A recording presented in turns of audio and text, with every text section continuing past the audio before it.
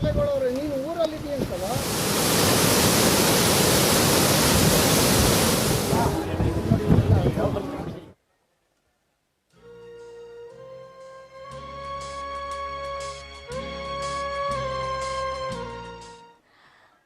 ಹಾಗೆ ಜಲಸಂಪನ್ಮೂಲ ಇಲಾಖೆಯ ಸಚಿವರು, ಬೆಂಗಳೂರು ನಗರಾಭಿವೃದ್ಧಿ ಸಚಿವರು, ಹಾಗೆ ಕರ್ನಾಟಕ ಸರ್ಕಾರದ ಸನ್ಮಾನ್ಯ ಉಪಮುಖ್ಯಮಂತ್ರಿಗಳಾದ ಶ್ರೀ ಡಿ ಕೆ ಶಿವಕುಮಾರ್ ಅವರ ಆಗಮನವಾಗಿದೆ.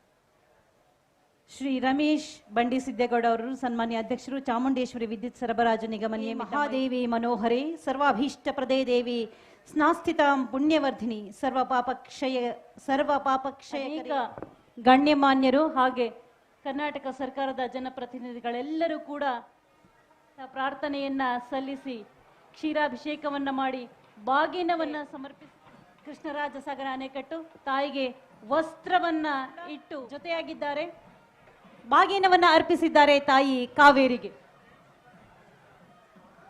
ಬೆಳಗಿಸು ತಾಯೇ, ಕರುಣಿಸು ತಾಯೇ, ಕಾಪಾಡು ತಾಯೇ,